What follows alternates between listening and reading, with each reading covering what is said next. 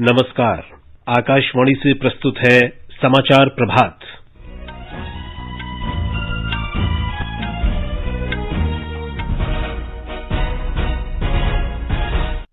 प्रधानमंत्री नरेंद्र मोदी की आज ऑस्ट्रेलिया के प्रधानमंत्री स्कॉट मॉरिसन के साथ वर्चुअल शिखर बैठक।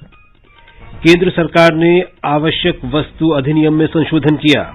अनाज, दाल, प्याज और आलू को आवश्यक वस्तुओं की सूची से हटाया। किसान अपनी उपज राज्य के बाहर बेच सकेंगे। विमानों, रेलगाड़ियों और बसों से दिल्ली आने वाले लोगों के लिए 7 दिन का पृथकवास अनिवार्य। चक्रवाती तूफान निसर्ग कमजोर पड़ा। विश्व स्वास्थ्य संगठन कोरोना वायरस के खिलाफ हाइड्रोक्सीक्लोरोक्विन के संभावित उपयोग पर अध्ययन फिर शुरू करेगा। और अमेरिका ने चीन से आने वाली उड़ानों पर 16 जून से रोक लगाई।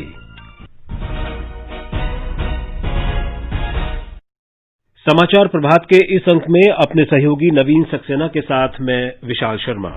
प्रधानमंत्री नरेंद्र मोदी आज ऑस्ट्रेलिया के प्रधानमंत्री स्कॉट मॉरिसन के साथ भारत ऑस्ट्रेलिया वर्चुअल शिखर बैठक करेंगे। ऑस्ट्रेलिया के प्रधानमंत्री की इस वर्ष भारत यात्रा की तारीखें तय की जा चुकी थीं, लेकिन ये यात्रा संभव नहीं हो सकी।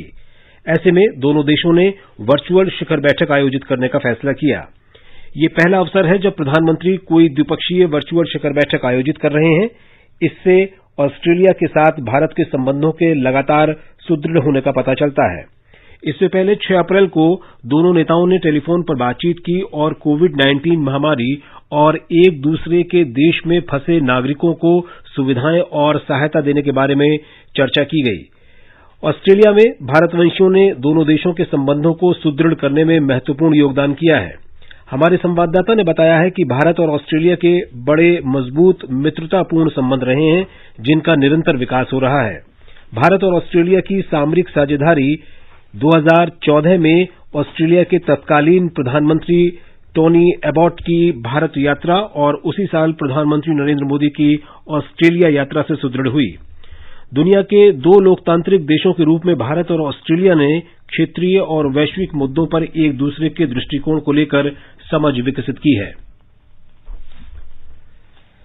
केंद्रीय मंत्रिमंडल ने आवश्यक वस्तु अधिनियम में ऐतिहासिक संशोधन को मंजूरी दे दी है। कृषि में बदलाव और किसानों की आय बढ़ाने की दिशा में ये एक दूरदर्शी कदम है।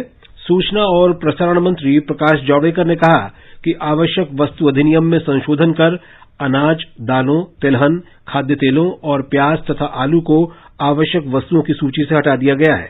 उन्होंने बताया कि इस फैसले से किसानों को फसल की बेहतर कीमत मिल सकेगी और निजी निवेशकों की अनावश्यक नियामक हस्तक्षेप की आशंका दूर होगी। एग्रीकल्चर प्रोड्यूसर मार्केट कमेटी के बंधन से किसान मुक्त हुआ है। किसान कहीं भी उत्पादन बेच सकेगा। ज्यादा दाम देने वाले को बेचने की आजादी मिली है किसान को। ज्यादा कीमतों के गारंटी पर कृषि उपज समझौते से बेचने की किसान को अनुमति मिली है। यानी कोई निर्यातक है, कोई प्रोसेसर है, कोई दूसरे पदार्थों का उत्पादक है, तो उसको कृषि उपज दोनों के आपसी समझौता जो होगा उसके तहत बेचने की सुविधा मिली है। भारत में पहली दफा ऐसा कदम उठाया गया है। मंत्रिमंडल ने कृषि उपज व्यापार और वाणिज्य संवर्धन और सुविधा अध्यादेश 2020 को मंजूरी दे दी। इस अध्यादेश से ऐसा माहौल बनाने में मदद मिलेगी जिसमें किसान और व्यापारी अपनी पसंद की कृषि उपज खरीद और बेच सकेंगे। मंत्रिमंडल की बैठक के बाद कृषि मंत्री नरेंद्र सिंह तोमर ने कहा कि यह अध्यादेश राज्य कृषि उपज विपणन कानूनों के तहत मंडियों के दायरे से बाहर राज्य में और राज्यों के बीच बाधा रहित व्यापार और वाणिज्य को प्रोत्साहन देगा। किसान पर जो अपने उत्पादन को बेचने के लिए प्रतिबंध लगे थे, उन प्रतिबंधों से पूरी तरह मुक्त किया जा रहा है। मंडियां रहेंगी, राज्य का एपीएमसी एक्ट रहेगा, लेकिन एपीएमसी की परिधि के बाहर जो सारा क्षेत्र है, चाहे वो किसान का घर ही क्यों न हो, उस घर में जाकर भी कोई कंपनी, संस्था, processing industry, FPO, cooperative sector के समूह वहां से माल खरीदेगा और इस खरीद और बिक्री पर किसी भी प्रकार का कोई टैक्स, कानूनी बंधन नहीं होगा। हमारे संवाददाता ने बताया है कि सरकार के इस फैसले से किसान, उपभोक्ता और व्यापारी सभी वर्गों के हितों की रक्षा होगी। सरकार ने आवश्यक वस्तु अधिनियम में संशोधन कर नियंत्रण से संबंधित नियमों को उदार बनाते हुए उपभोक्ताओं के हितों की रक्षा भी सुनिश्चित की है। संशोधन के तहत यह व्यवस्था की गई है कि अकाल, युद्ध, कीमतों में अप्रत्याशित वृद्धि और प्राकृतिक आपदा जैसी परिस्थितियों में इन कृषि उपजों की कीमतों को नियंत्रित किया जा सकता है। हालांकि मूल्य श्रृंखला के किसी भी प्रतिभागी की स्थापित क्षमता और किसी भी निर्यातक की निर्यात मांग इस तरह की स्टॉक सीमा की व्यवस्था से मुक्त रहेगी, ताकि कृषि क्षेत्र में निवेश प्रभावित न हो। इस संशोधन के जरिए किसान और उपभोक्ता दोनों लाभान्वित होंगे तथा मूल्य में स्थिरता भी आएगी। साथ ही भंडारण सुविधाओं के अभाव के कारण होने वाली कृषि उपज की बर्बादी को भी रोका जा सकेगा। आनंद कुमार, आकाशवाणी समाचार, दिल्ली।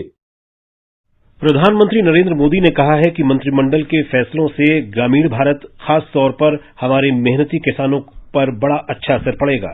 श्री मोदी ने कहा कि कृषि से संबंधित एक अरसे से लंबित सुधारों से कृषि क्षेत्र में आमूल परिवर्तन हो सकेगा और कृषि उत्पादों के व्यापार और विपणन संबंधी अध्यादेश से एक भारत, एक मंडी बनाने में मदद मिलेगी। दिल्ली सरकार ने कहा है कि दिल्ली में विमान, ट्रेन या बस से आने वाले सभी लक्षण मुक्त यात्रियों को 7 दिन तक अपने घर में पृथकवास में रहना होगा। दिल्ली आपदा प्रबंधन प्राधिकरण ने लक्षण मुक्त यात्रियों के लिए अनिवार्य आवासीय पृथकवास की अवधि 14 दिन से घटाकर 7 दिन कर दी है। दिल्ली के मुख्य सचिव विजय देव की ओर से जारी आदेश में सरकार ने कहा है कि हवाई अड्डों, रेलवे और परिवहन अधिकारी दिल्ली के प्रधान सचिव, राजस्व और संभागीय आयुक्त को प्रतिदिन दिल्ली आने वाले यात्रियों का विवरण देंगे। उसके बाद ये विवरण संबंधित जिलाधिकारियों को भेजा जाएगा, जो अपने अपने क्षेत्रों में रहने वाले यात्रियों का 7 दिन का पृथकवास सुनिश्चित करेंगे।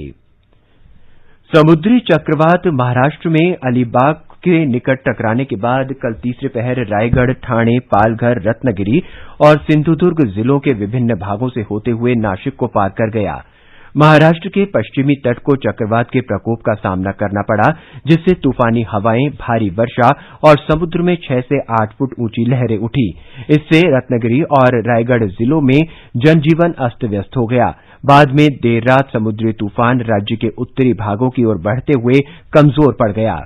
आकाशवाणी से विशेष भेंट में भारतीय मौसम विभाग के महानिदेशक डॉक्टर मृत्युंजय महापात्र ने कहा कि तूफान और कमजोर पड़ गया है।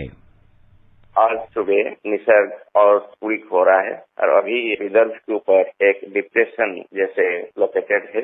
हमारा उम्मीद है कि अगले 12 घंटे में ये फर्दर वीक होकर एक वेलमार्क लोकेशन एरिया हो जाएगा विदर्भ और कंसर्निंग साउथ एमपी के ऊपर। इसका कोई विंड का असर नहीं है। इसके साथ अगले 12 घंटा के लिए हेवी रेनफॉल हो सकता है।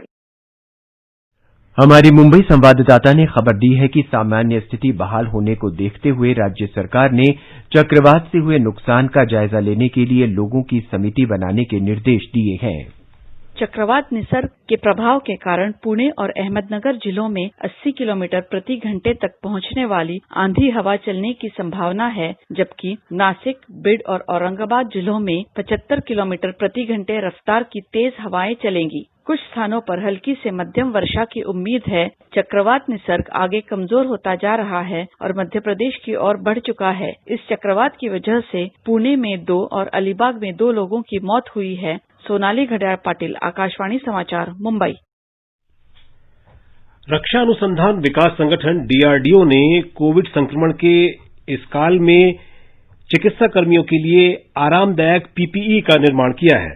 संगठन ने सुमेरु पीएसीएस के साथ मिलकर इसका विकास किया है। डीआरडीओ के एक अधिकारी ने डॉक्टरों और चिकित्सा कर्मियों से मिले फीडबैक के आधार पर बताया कि पीपीई पोशाक पहनने के 30 से 40 मिनट बाद चिकित्सा कर्मियों को परेशानी होने लगती थी।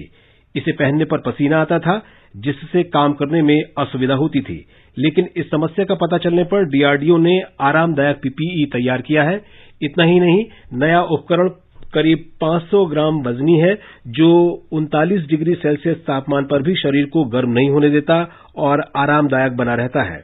नई प्रणाली से डॉक्टरों और दूसरे चिकित्सा कर्मियों को कमरे के भीतर 6 घंटे काम करने पर भी परेशानी नहीं होती। पश्चिम बंगाल के दुर्गापुर स्थित केंद्रीय यांत्रिकी इंजीनियरिंग अनुसंधान केंद्र CMERI ने कोविड-19 के बढ़ते मामलों के बीच स्वदेशी तकनीक से वेंटिलेटर का विकास किया है। अनुसंधानकर्ताओं के अनुसार इस नए वेंटिलेटर के निर्माण के दौरान इसे कई तकनीकी और डिजाइन के बदलाव से गुजारा गया। इस दौरान दुर्गापुर स्थित हेल्थ वर्ल्ड हॉस्पिटल और विवेकानंद हॉस्पिटल के स्वास्थ्य देखभाल पेशेवरों के जरूरी सुझावों पर भी अमल किया गया। इस वेंटिलेटर की कीमत करीब 80,000 से 90,000 रुपए है। वेंटिलेटर का ये नमूना अपने में कई जीवन रक्षक नियंत्रण खूबियों से लैस है, यानी वेंटिलेटर में प्रति मिनट सांस की गणना सहित कई विशेषताएं हैं। अमेरिका ने कल एक आदेश में 16 जून से चीन से यात्री विमान सेवा पर रोक लगा दी है। ट्रंप प्रशासन ने कहा है कि चीन की ओर से अमेरिकी उड़ानों को चीन में नहीं आने देने की प्रतिक्रिया में यह कदम उठाया गया है। इस आदेश पर अभी अमेरिकी राष्ट्रपति डोनाल्ड ट्रंप की अंतिम स्वीकृति मिलना बाकी है। ट्रंप प्रशासन ने कहा है कि हवाई यात्रा के मुद्दे पर वो चीन के साथ बातचीत जारी रखेगा। विश्व स्वास्थ्य संगठन के महानिदेशक टेड्रोस अधनोम घेब्रियेसस ने कहा है कि WHO कोरोना वायरस के उपचार के लिए हाइड्रोक्सीक्लोरोक्वीन के संभावित उपयोग का अध्ययन फिर शुरू करेगा। इससे पहले इस दवा पर अनुसंधान कर रहे चिकित्सकों ने कुछ समय के लिए नए रोगियों को ये दवा देना बंद कर दिया था। मीडिया से बात करते हुए उन्होंने कहा कि विश्व स्वास्थ्य संगठन के विशेषज्ञों ने हाइड्रोक्सीक्लोरोक्वीन सहित सभी परीक्षण जारी रखने की सलाह दी थी। ये समाचार आकाशवाणी से प्रसारित किए जा रहे हैं। अरे बबलू, लॉकडाउन खुलते ही टहलने निकल पड़े। महामारी अभी फैली हुई है। सरपंच जी, टहलने नहीं, काम पे वापस जा रहे हैं। तुझे डर नहीं लगता वायरस पकड़ लेगा? पहले थोड़ा बहुत डर लगता था, फिर पता चला कि अगर मैंने पूरी सावधानी बरती तो ये बीमारी होने की संभावना कम है। सबसे महत्वपूर्ण है ये मास्क। काम पर मास्क हमेशा पहनूंगा, समय समय पर हाथ धोता रहूंगा और दूसरों से हर वक्त कम से कम 2 गज की दूरी बनाए रखूंगा। खुद को, दूसरों को और अपने परिवार वालों को भी सुरक्षित रखूंगा। अरे भाई, मेरी जिम्मेदारी बनती है तुझे चेतावनी देना, तो दे दिया। जब देश के मेडिकल और स्वच्छता कर्मचारी रोज कोरोना वायरस से लड़ने का काम कर रहे हैं तो हमारी भी तो जिम्मेदारी बनती है अपना काम करने की। बबलू, तुझे कुछ हो गया तो? हजारों लोग इस बीमारी को हराकर ठीक हो चुके हैं और अगर किसी कारण मुझे ये बीमारी हो भी जाए तो सरकार ने अस्पताल में हमारे इलाज के लिए पर्याप्त व्यवस्था कर रखी है। ये घबराने का वक्त नहीं, एक दूसरे का हौसला बढ़ाने का वक्त है। कोरोना वायरस से हमें लड़ाई जारी रखनी पड़ेगी और उससे डर कर नहीं, पूरी सावधानी के साथ डट कर चलिए। रुकी जिंदगी को आगे बढ़ाएं, देश को आत्मनिर्भर बनाएं। जय हिंद। खुजली झटपट दूर करे, लोशन, वही नाम वही काम, कुछ भी नहीं बदला। चर्म रोगों का दुश्मन लालिम लोशन। समाचार प्रभात में आपका फिर स्वागत है। आगे बढ़ने से पहले एक नजर फिर से मुख्य समाचारों पर। प्रधानमंत्री नरेंद्र मोदी की आज ऑस्ट्रेलिया के प्रधानमंत्री स्कॉट मॉरिसन के साथ वर्चुअल शिखर बैठक। केंद्र सरकार ने आवश्यक वस्तु अधिनियम में संशोधन किया। अनाज, दाल, प्याज और आलू को आवश्यक वस्तुओं की सूची से हटाया गया। किसान अब अपनी उपज राज्य के बाहर बेच सकेंगे। विमानों, रेलगाड़ियों और बसों से दिल्ली आने वाले लोगों के लिए 7 दिन का पृथकवास अनिवार्य। चक्रवाती तूफान निसर्ग कमजोर पड़ा। विश्व स्वास्थ्य संगठन कोरोना वायरस के खिलाफ हाइड्रोक्सीक्लोरोक्वीन के संभावित उपयोग पर अध्ययन फिर शुरू करेगा। और अमेरिका ने चीन से आने वाली उड़ानों पर 16 जून से रोक लगाई। केंद्र सरकार ने कहा कि देश में कोविड महामारी के रोगियों के स्वस्थ होने की दर 48% हो गई है और कोरोना वायरस से ठीक हुए लोगों की संख्या 1 लाख को पार कर गई है। पिछले 24 घंटों के दौरान 4,776 लोग स्वस्थ हुए हैं और अब तक ठीक हुए रोगियों की संख्या 1,03,003 हो गई है। स्वास्थ्य मंत्रालय ने कहा है कि पिछले 24 घंटों के दौरान महामारी के 8,900 नए मामले सामने आए हैं, जिससे देश में अब तक रोगियों की संख्या 2,07,615 हो गई है। पिछले 24 घंटों के दौरान 217 मौत भी हुई हैं, जिससे भारत में अब तक कोरोना महामारी से मारे गए लोगों की संख्या बढ़कर 5,815 हो गई है। भारत में इस बीमारी की वजह से मृत्यु दर 2.80% है। उत्तर प्रदेश में कोविड जांच के लिए ब्लॉक स्तर पर जांच प्रयोगशालाएं बनाई जाएंगी और केंद्र सरकार इस परियोजना के लिए मदद करेगी। हमारे संवाददाता से बातचीत में मुख्यमंत्री योगी आदित्यनाथ ने कहा कि सरकार वैश्विक महामारी की रोकथाम के साथ साथ राज्य में स्वास्थ्य प्रणाली को भी मजबूत कर रही है। उन्होंने कहा कि प्रत्येक जिले में जांच मशीनें लगाई जा रही हैं, जो कोरोना के संदिग्ध मरीजों की जांच रिपोर्ट 1 घंटे के बाद दे देंगी। नई ट्रू नेट मशीनें नॉन कोविड अस्पतालों में लगाई जाएंगी। ये मशीनें 1 घंटे के भीतर ही टेस्ट के नतीजे बता देंगी, जिससे मरीजों को किसी आपातकाल की स्थिति में जल्दी इलाज मिल सकेगा। आकाशवाणी से बातचीत करते हुए प्रदेश के मुख्यमंत्री योगी आदित्यनाथ ने कहा कि केंद्र सरकार हर मोर्चे पर उत्तर प्रदेश सरकार की मदद कर रही है। हमें टेस्टिंग लैब की स्थापना हो या फिर कोविड हॉस्पिटल की सुविधाओं को स्ट्रेंथनिंग करने की भारत सरकार ने भरपूर मदद की है। भारत सरकार ने हर विकास खंड स्तर पर, जनपद स्तर पर टेस्टिंग लैब स्थापित करने के लिए भी सहयोग करने की बात की है। हमारे पास पहले 1 लैब नहीं थी, आज 24 गवर्नमेंट की और 6 प्राइवेट लैब स्थापित हो चुकी है। योगी आदित्यनाथ ने कहा कि राज्य सरकार ने अब तक 3,15,000 से ज्यादा परीक्षण किए हैं और अभी प्रदेश की 30 लैब में 10,000 परीक्षण प्रतिदिन किए जा रहे हैं। उत्तर प्रदेश हाल ही में देश में कोविड मरीजों के लिए 1 लाख बेड तैयार करने वाला पहला राज्य बन गया है। सुशील चंद्र तिवारी, आकाशवाणी समाचार, लखनऊ। बिहार में कोविड-19 संक्रमण से ठीक होने वालों की दर 47% हो गई है। 2025 रोगी ठीक हुए हैं और उन्हें विभिन्न अस्पतालों से छुट्टी दे दी गई है। राज्य में संक्रमित मामलों की संख्या 4,326 हो गई है, जबकि 26 लोगों की मौत हुई है। निगरानी समिति होम क्वारंटीन में रहने वाले लोगों की निरंतर जांच कर रही है। एक रिपोर्ट। पिछले 24 घंटों के दौरान कोरोना के 230 नए मामले पाए गए, जबकि 222 मरीज स्वस्थ हुए हैं। अब तक कोरोना पीड़ित 2025 मरीजों को इलाज के बाद अस्पताल से छुट्टी दे दी गई है। राज्य में स्वस्थ होने की दर 47% हो गई है।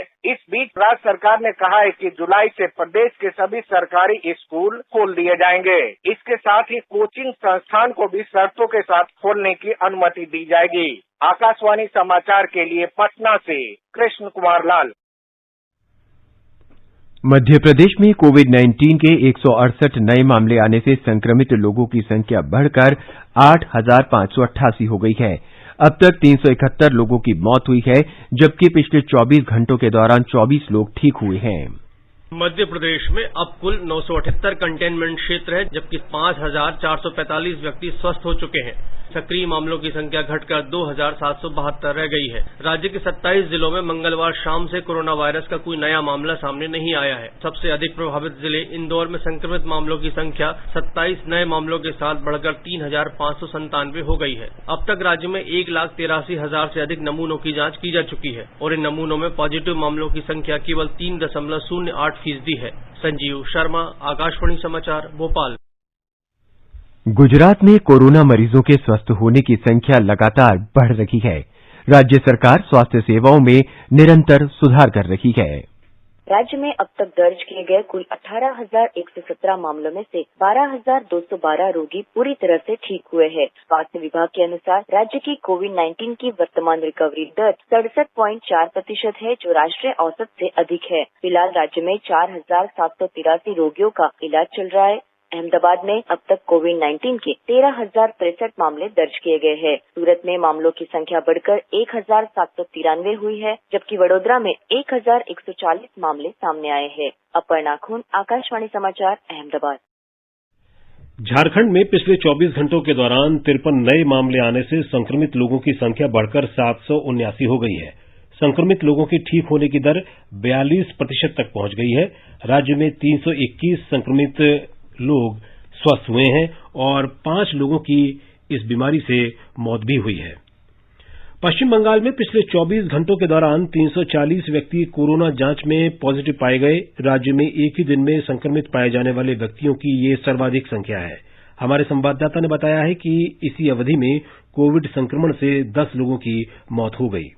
राज्य में कोरोना संक्रमण के मामले कम नहीं हो रहे हैं। कल शाम कोलकाता में कोरोना पॉजिटिव पाए जाने के बाद राज्य के अग्निशमन सेवा मंत्री सुजीत बसु ने ये बात कही। राज्य स्वास्थ्य विभाग की ताजा रिपोर्ट के अनुसार संक्रमित व्यक्तियों और मृत्यु होने के सबसे ज्यादा मामले कोलकाता में सामने आ रहे हैं। इसके बाद हावड़ा और उत्तर 24 परगना जिलों का स्थान है। राज्य में अभी तक 6,508 व्यक्ति वायरस से संक्रमित हो चुके हैं, जबकि 273 लोगों की मृत्यु हो गई है। 2,580 रोगियों को स्वस्थ होने पर अस्पतालों से छुट्टी दी जा चुकी है। कोलकाता से अरिजीत चक्रवर्ती की रिपोर्ट के साथ समाचार कक्ष से भवतारिणी। जम्मू कश्मीर में कल कोविड-19 के 139 नए मामलों की पुष्टि हुई है। इसके साथ ही संक्रमित लोगों की संख्या बढ़कर 2,857 हो गई है। हमारे जम्मू संवाददाता ने बताया है कि कल केंद्र शासित प्रदेश में किसी भी मौत की पुष्टि नहीं हुई है। हालांकि मरने वालों की संख्या 34 है। 1,700 लोग उपचार के बाद ठीक हुए हैं। कल 54 से अधिक लोगों को विभिन्न अस्पतालों से छुट्टी दे दी है। केंद्र शासित प्रदेश जम्मू कश्मीर में श्रीनगर जिला प्रशासन कोरोना वायरस के संक्रमण की इस अभूतपूर्व परिस्थिति में लोगों तक पहुंचने का अथक प्रयास कर रहा है। उपायुक्त डॉक्टर शाहिद इकबाल चौधरी ने कहा है कि लॉकडाउन के दौरान डायलिसिस की बढ़ी मांग को देखते हुए विशेष कदम उठाए जा रहे हैं। श्रीनगर जिला प्रशासन ने निःशुल्क डायलिसिस, कीमोथेरेपी, दवाइयां और परिवहन प्राप्त करने के लिए एक विशेष हेल्पलाइन की स्थापना की है। 1800 से अधिक जरूरतमंद रोगियों को निःशुल्क दवाइयां भी प्रदान की गई। इसके अलावा श्रीनगर प्रशासन द्वारा निर्धारित जीवनरक्षक और आवश्यक दवाइयों को नई दिल्ली से एयर कार्गो के माध्यम से प्राप्त करने के बाद मरीजों को उनके घर तक उपलब्ध करा दिया गया। हेल्पलाइन के माध्यम से 39 आपात स्थितियों को भी शामिल किया गया, जिनमें दुर्घटना आदि के अलावा 107 गर्भवती महिलाओं को उनकी आवश्यक चिकित्सा देखभाल के लिए सहायता भी प्रदान की गई। आकाशवाणी श्रीनगर से सुनील कोल। जम्मू कश्मीर में घरेलू विमान सेवाएं बहाल होने और देश भर में फंसे हुए नागरिकों को उनके घर पहुंचाने की प्रक्रिया के हिस्से के रूप में कल 19 उड़ानें जम्मू और श्रीनगर हवाई अड्डों पर पहुंची। इन उड़ानों में 1,628 यात्री केंद्र शासित प्रदेश पहुंचे। हमारे जम्मू संवाददाता ने खबर दी है कि 8 उड़ानों से 351 यात्री जम्मू उतरे और 11 उड़ानों से 1,277 यात्री श्रीनगर हवाई अड्डे पर पहुंचे। केंद्र शासित प्रदेश जम्मू कश्मीर में प्रवासी कामगारों को लाने की श्रृंखला में कल 2 श्रमिक रेलगाड़ियों से 3,205 प्रवासी मजदूर कल कटरा रेलवे स्टेशन पहुंचे। इसके साथ ही आने वाले प्रवासियों की संख्या 38,227 हो गई है। तमिलनाडु में कोविड-19 से संक्रमित लोगों की संख्या 25,000 पार कर गई है। कल राज्य में 1,286 लोगों में कोरोना वायरस की पुष्टि हुई है। अब तक 208 लोगों की कोरोना वायरस से मृत्यु हुई है। इस बीच राज्य सरकार ने कोविड-19 की स्थिति को देखते हुए अंग प्रत्यारोपण के ऑपरेशन पर नए दिशा निर्देश जारी किए हैं। तमिलनाडु में स्वास्थ्य विभाग ने संक्रमण रोकने के लिए अस्पतालों में अंग प्रत्यारोपण के नियम अधिसूचित किए हैं। देश में तमिलनाडु और विशेष रूप से राजधानी चेन्नई में अंग प्रत्यारोपण के सर्वाधिक ऑपरेशन होते हैं। रोगियों की सुरक्षा सुनिश्चित करने के लिए विभिन्न विशेषज्ञता वाले डॉक्टरों, नर्सों और प्रत्यारोपण से जुड़े अन्य स्वास्थ्य कर्मियों के लिए ये अनिवार्य कर दिया गया है कि उनकी सेवाएं किसी और कार्य के लिए नहीं ली जाएंगी। इन लोगों में संक्रमण की नियमित रूप से जांच की जाएगी। कोविड-19 के लिए निर्धारित अस्पतालों में संवेदनशील और जटिल शल्य चिकित्सा पर रोक लगा दी गई है। अंगदान करने वाले लोगों को कोविड-19 वाले वार्ड में नहीं ले जाया जाएगा। चेन्नई से जयसिंह की रिपोर्ट के साथ समाचार कक्ष से चंद्रशेखर शर्मा। तेलंगाना में कल कोविड-19 के 129 नए मामलों की पुष्टि के साथ ही राज्य में संक्रमित लोगों की संख्या बढ़कर 3,020 हो गई है। इस बीच 30 लोगों को संक्रमण के उपचार के बाद अस्पताल से छुट्टी दे दी गई है। इसके साथ ही ठीक होने वालों की संख्या बढ़कर 1,556 हो गई है, जबकि 1,355 लोगों का इलाज चल रहा है। संक्रमण से 7 और लोगों की मौत होने से यह संख्या बढ़कर 99 हो गई है। कोविड-19 पर आकाशवाणी से बातचीत में वरिष्ठ चिकित्सक डॉक्टर तन्मय तालुकदार ने कहा है कि अधिकांश लोग जिन्हें कोविड-19 का संक्रमण है वे या तो संक्रमण की प्रसुप्त दशा में या उनमें हल्का फुल्का संक्रमण का लक्षण है। ऐसे लोग स्वस्थ लोगों तक बीमारी को चुपचाप फैलाते हैं। अधिकतर लोग तो उनको लक्षण बहुत कम होते हैं, लेकिन बीमारी फैलाने की क्षमता उनमें फिर भी बरकरार होती है। हालांकि दूसरों से थोड़ी कम होगी क्योंकि ये लोग खांसेंगे, छींकेंगे कम, इसीलिए ये खतरा रहता है। काफी मेजॉरिटी पेशेंट्स जो होते हैं कोविड के वो एसिम्प्टोमेटिक कैरियर्स से हम लोग कहते हैं। ये कम्युनिटी में बीमारी को फैलाना काफी हद तक इन्हीं से होता है।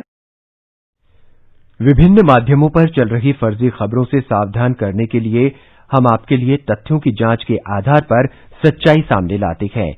भारतीय खाद्य निगम FCI ने ऑनलाइन समाचार चैनलों पर प्रकाशित एक खबर का खंडन किया है, जिसमें कहा गया था कि भारत ने 65 लाख मीट्रिक टन अनाज बर्बाद होने दिया, जिसकी गरीब लोग भूखे थे। FCI ने एक पत्र में बताया कि ये सूचना पूरी तरह से निराधार है और तथ्यों को गलत प्रस्तुत करते हुए 71,08,000 मीट्रिक टन अनाज भंडार की काल्पनिक बर्बादी का समाचार दिया गया है। एफसीआई ने कहा है कि सच ये है कि वर्ष 2019-20 के दौरान केवल 1930 मीट्रिक टन अनाज बाढ़ जैसी प्राकृतिक आपदाओं के कारण नष्ट हुआ। पत्र सूचना कार्यालय ने भी एक ट्वीट में बताया है कि अन्य जगहों पर भेजने के लिए रखे गए अनाज को गलत तरीके से बर्बाद अनाज बताया गया।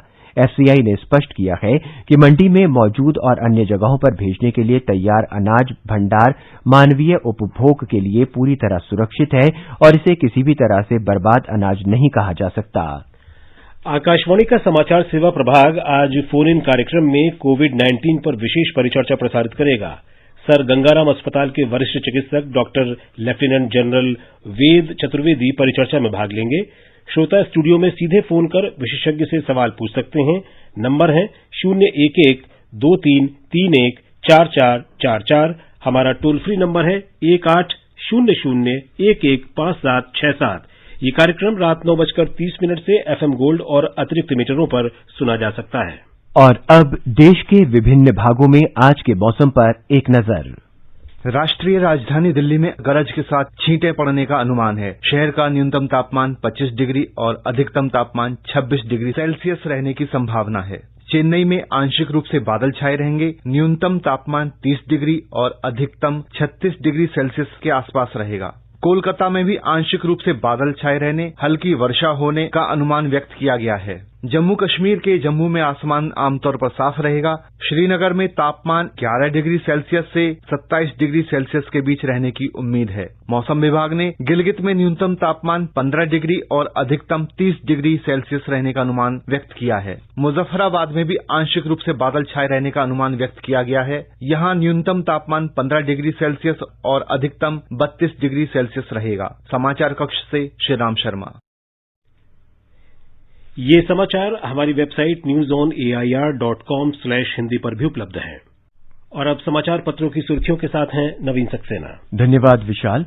6.5 दशक पुराने आवश्यक वस्तु अधिनियम में संशोधन को केंद्रीय मंत्रिमंडल की मंजूरी आज के सभी अखबारों की पहली बड़ी खबर है।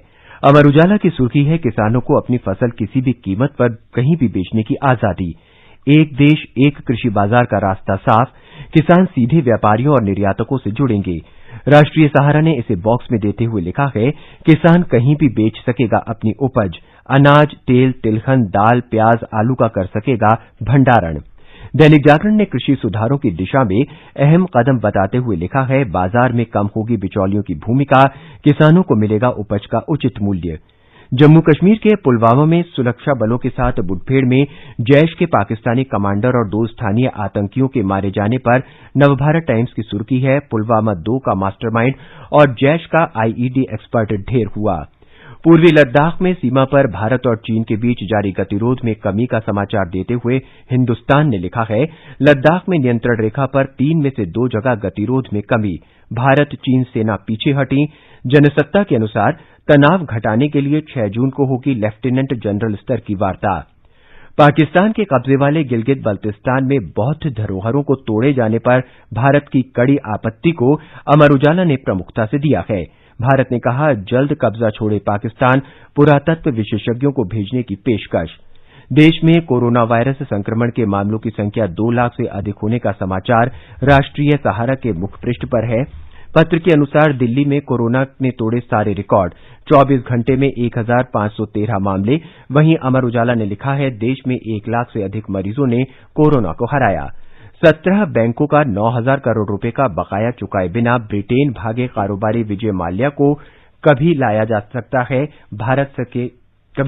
सकता है भारत कई अखबारों में है। चक्रवाती तूफान निसर्ग के महाराष्ट्र के तटीय इलाकों से टकराने और उससे हुए नुकसान को भी अखबारों ने प्रमुखता से प्रकाशित किया है। दैनिक ट्रिब्यून की सुर्खी है निसर्ग ने पेड़ उखाड़े, मुंबई को बख्शा, 120 किलोमीटर की रफ्तार से आया तूफान।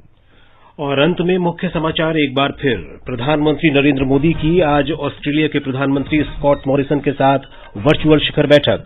केंद्र सरकार ने आवश्यक वस्तु अधिनियम में संशोधन किया। अनाज, दाल, प्याज और आलू को आवश्यक वस्तुओं की सूची से हटाया गया। किसान अब अपनी उपज राज्य के बाहर बेच सकेंगे। विमानों, रेलगाड़ियों और बसों से दिल्ली आने वाले लोगों के लिए 7 दिन का पृथकवास अनिवार्य। चक्रवाती तूफान निसर्ग कमजोर पड़ा। और विश्व स्वास्थ्य संगठन कोरोना वायरस के खिलाफ हाइड्रोक्सी क्लोरोक्विन के संभावित उपयोग पर अध्ययन फिर शुरू करेगा।